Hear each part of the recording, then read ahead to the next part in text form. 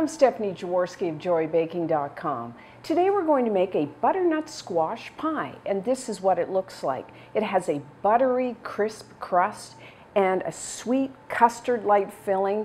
It kind of looks like a pumpkin pie, and actually it tastes very similar. A lot of people wouldn't know the difference.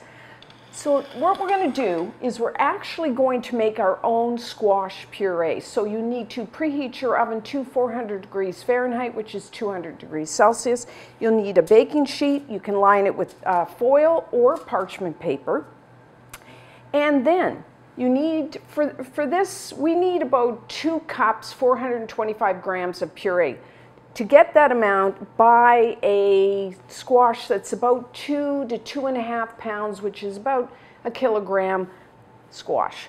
And this is a squash. It's kind of cream colored, long neck, a bulb at the end. That skin, the rind is very thick and hard. So you wash it, dry it, and then cut it in half like I've done here. And then inside, the flesh can vary. This is more goldy orange. You can get, some are really bright orange. And as you can see at this end, there is some seeds, which we will have to remove. Although it's not like a pumpkin where you have tons of seeds. This is pretty easy. So I just use a spoon.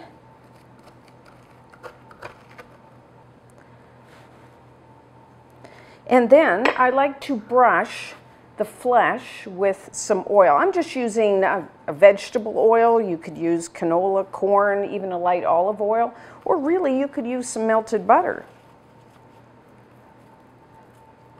That will prevent our flesh from drying out as it bakes. Okay, and then what you want to do is put it flesh side down.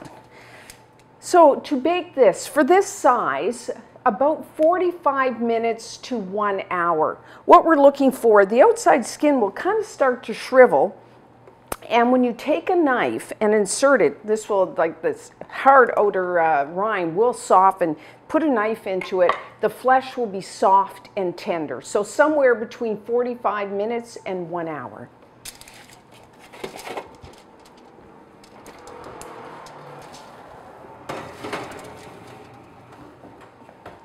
While the squash is baking, I like to make my pastry. I'm using a food processor, but you could make this by hand. You will need 1 1/4 cups, which is 175 grams of all-purpose flour. You may know that as plain flour. Let's put that in there. I like to sweeten my pastry with 1 tablespoon, 15 grams of granulated white sugar. You can use a little less if you prefer, not so sweet. And then a 1/2 teaspoon, which is 2 grams of salt. I prefer to use a kosher salt because it has a milder flavor, but you could use regular table salt. Now, if you are doing this by hand, just put all that in a bowl and then use a wire whisk to whisk it all together. I'm just going to pulse this. Pretty easy. And then we're making an all butter pastry. I just love the flavor, and then it makes it nice, and the butter makes it nice and crisp. So you will need a 1/2 cup, which is 113 grams. You want to use cold butter. I like to use unsalted. If you want, you could use salted, but then I would leave out that salt that I put in. And then take your butter and cut it into small cubes. Like I said, make sure it's nice and cold. It's much easier for the butter to process into the flour when it's in little cubes rather than a block. I'm going to pulse this. If you were making it by hand, you could cut your butter into your flour mixture with a pastry blender or even with your fingertips. And what you want is kind of coarse crumbs. So I'm only pulsing this, and not for very long, maybe 10 seconds. You still want little pieces of butter.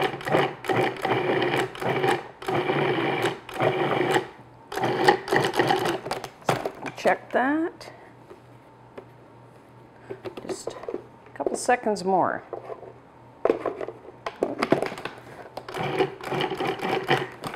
Okay.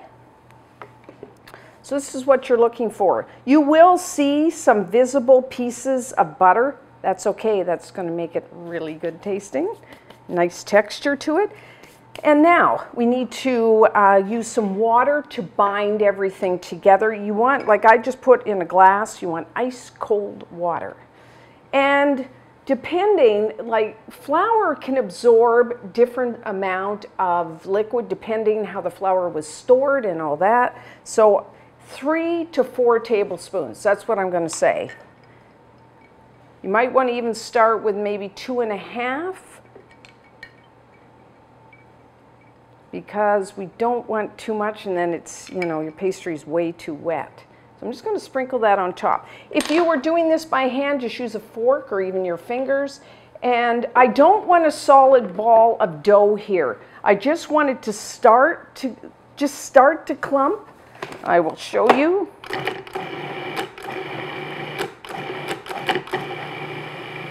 About halfway through, I like to just scrape down here because it tends to stick, especially in the corners. Pulse it just a few more seconds here.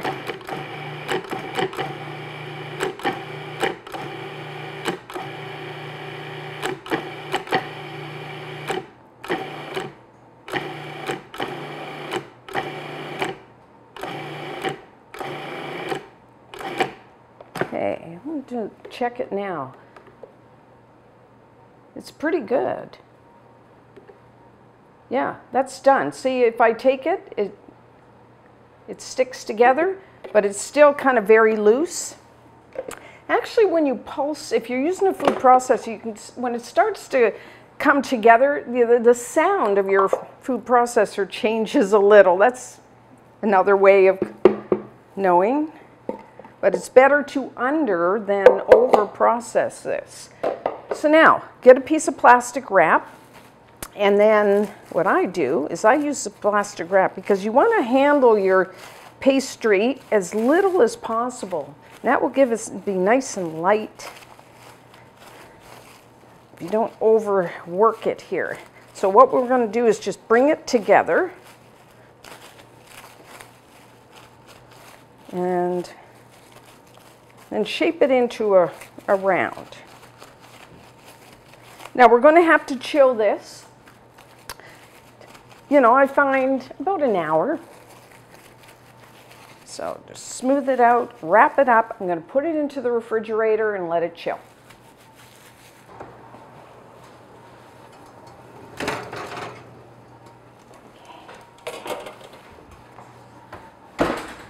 So our squash is done. As you can see, the outside's kind of brown and it's shriveling up a bit and it's quite soft. So what I'm going to do is carefully, you want to flip them over because we have to cool these now. So there we have it. If you take, you know your squash is fully baked. If you take a knife and insert it and it kind of easily goes in, nice and tender. So now we need to let these cool completely right side up like this. And then when we come back, we will make our puree. So once your squash has cooled completely, you will need a food processor or you could use a blender for this. And I just use a spoon to scoop out that wonderful flesh. It's amazing. When you start, that rind is so hard to cut through. And now, look, it just peels away. So just kind of scoop out as much as you can here.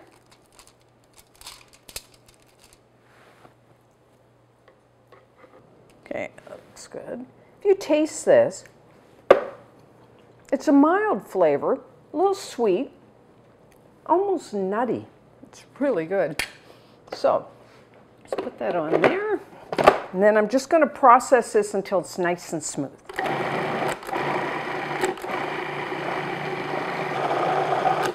Okay. So, this is what you're looking for. Nice and smooth. You're going to need 2 cups, which is 425 grams of the squash puree. Now, what's great is you can use this right away, or this is kind of a step I like to do ahead of time because you can make this and then refrigerate it for almost a week. So that's a good make ahead thing. So when we come back, we will roll out our pastry. Our pastry is chilled, so we're now ready to roll it out. You will need a 9-inch, 23-centimeter pie pan, and then you want to flour your surface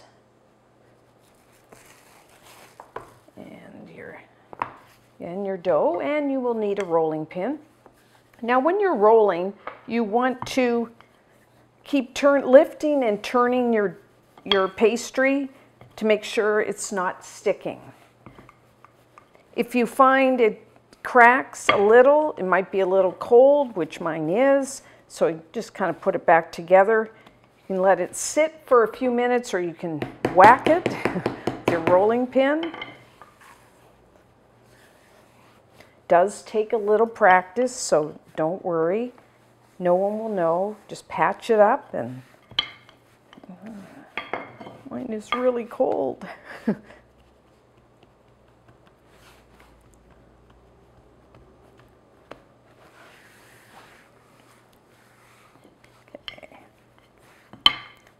Just keep rolling and turning until you get it into about a 12-inch round. It's about 30 centimeters. Or what you can do is just take your pie pan and put it over top, and you want a couple inches beyond that, about 5 centimeters.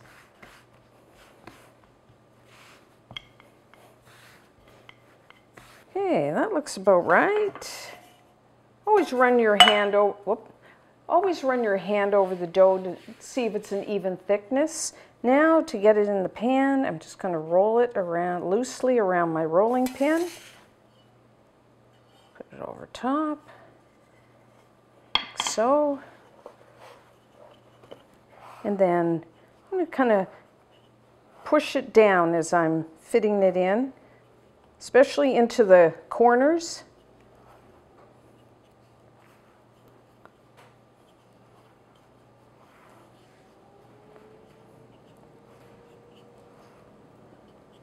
Okay, and then just take your finger around, and then if you want, there's all kinds of ways you can do your edge. If you want, you can take this dough and just tuck it under itself and then crimp the edges. I'm going to do something a little different here today, so I'm just going to press it down.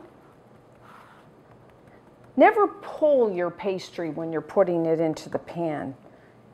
Just kind of like I kind of gently push it in, because if you pull it too much, then it will shrink as it bakes. So,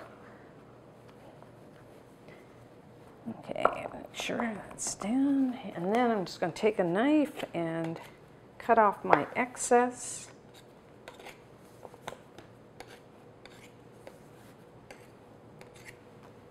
Like so. Now I have some extra pastry. So what I'm going to do is, I've got a little tiny cookie cutter. It's a leaf. Sometimes I use pumpkin, or whatever you want. And I'm going to just roll out my dough, and then I'm going to use this, and I'm going to put the little pastry leaves all around the outside of our crust. Now, for every day, I must admit, I don't do this, but if you're having company, maybe it's Thanksgiving, you could spend a little extra time doing this. Okay, so once it's pretty thin, then I'm going to take my little cutter and just make. So I'll just do one to show you. So you have your little leaf, and then what you do is take a little bit of water in a pastry brush and just brush the outside edge. And then I can put my leaf, because that water will act as a glue. And then I just kind of put that like that. However you want. You can overlap them, you can space, if you only want to do a few, I'm going to put like that. I think it looks so pretty. But like I said, otherwise you could just leave it like this, or you could crimp the edges of your pastry.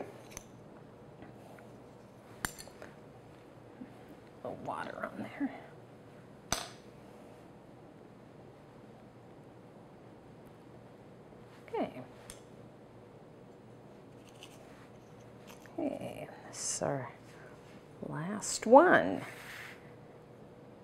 And then, I mean, if you really want to make this really fancy, what you can do is take your knife and even make little veins through for the leaves. I'll leave that up to you if you want to do that. So just press down, make sure those adhere. And then one more thing. I like to put some ginger cookie crumbs on the bottom of my pastry crust, unbaked pastry crust. I do that for a couple reasons. One, for flavor, and two, if you put some crumbs there, it kind of prevents the filling from making the crust soggy when it's baked. Now this is purely optional. You don't have to do it. So you can either use ginger snap, ginger cookies, something like that. Store-bought, I'm using store-bought today. You can use homemade. You will need a quarter of a cup, about 25 grams of cookie crumbs. What I do is I just put my cookies in a bag like this and just bang till I get crumbs.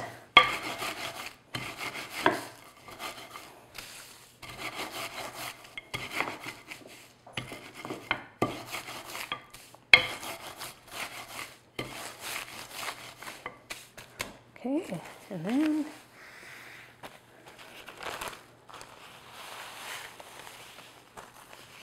that's in there. And then just you can take the back of a spoon or your fingers and just press it the bottom and a little up the sides.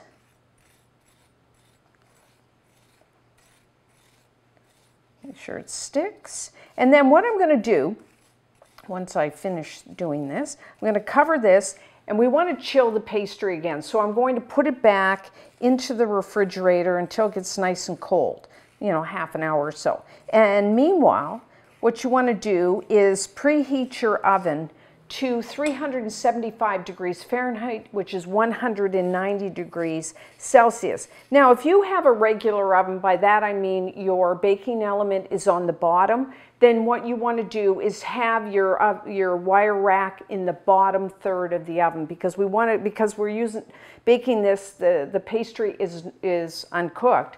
So we want to have the pie pan pretty close to that bottom element so our pie crust bakes through. So I'm just going to finish this up, and when we come back, we will make our filling and bake off our pie. So for our filling, I'm just going to mix it by hand. So in a large bowl, I have 3 large eggs, and have your eggs at room temperature. So that's about 150 grams of eggs. And I'm just going to, with a wire whisk, just break them up.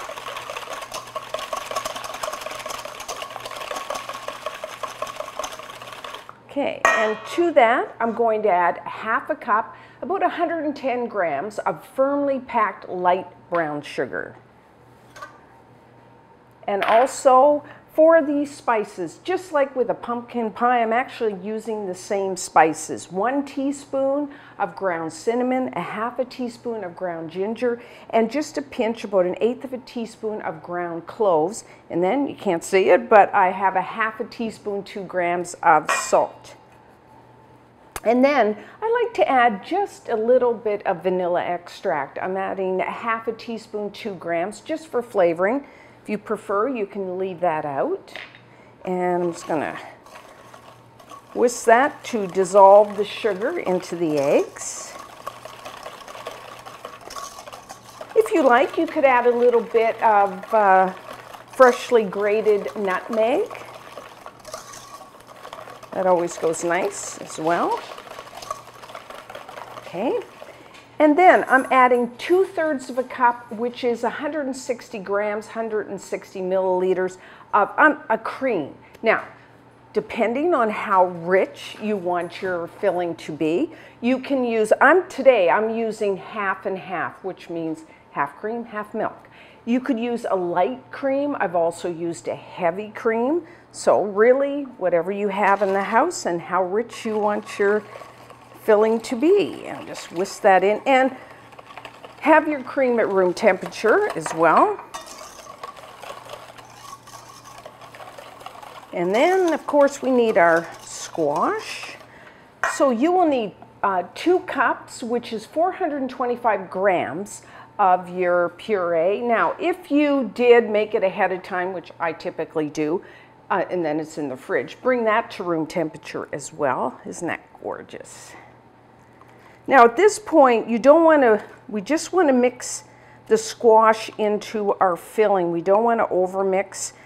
Sometimes if you like overmix at this point, it can cause a little bit of cracking as it bakes. So this is why I like to do it by hand, because I can really see.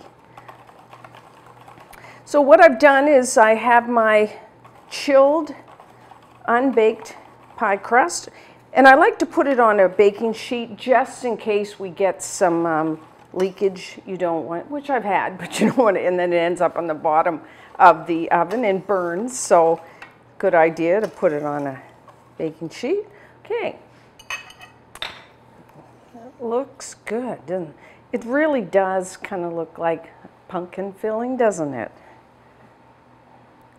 You just pour that in there. Okay, looks good. So now for baking, everyone's oven is a little different, but I find somewhere between 45, maybe 50 minutes. So what you're looking for, it will look set, but the center will be a little wet. You'll kind of go, should I take it out? So don't be afraid of that. And then what you can also do is take a knife and insert it about 1 inch, 2.5 centimeters from the edge, and the knife will come out almost clean. So that's another sign that it's baked. So around 45, 50 minutes. I'm gonna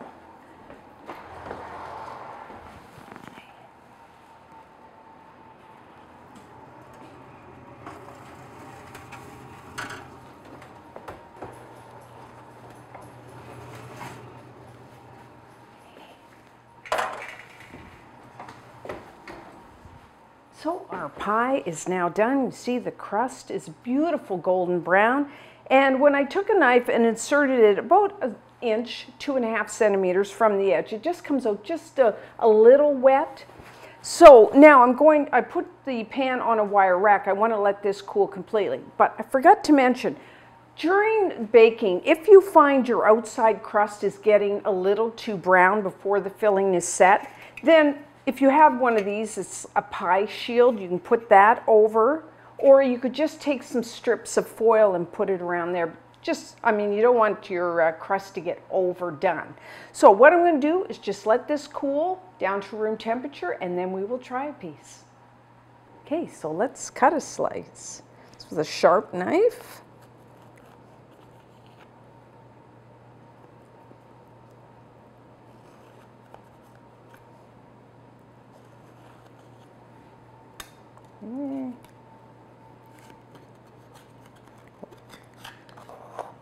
Okay, here we go.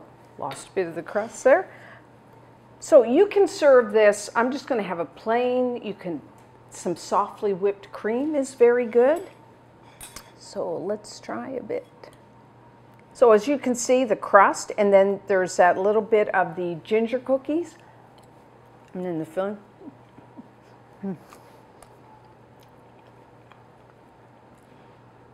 You have the buttery crisp crust, and that little bit, I really like that little bit of cookie crumbs. Really adds a lot of flavor, and the filling.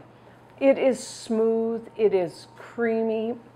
Just that, you know, the squash flavor is, you know, really nice. It's earthy. It's just perfect pie. So try this one. And until next time, I'm Stephanie Jaworski of JoyBaking.com.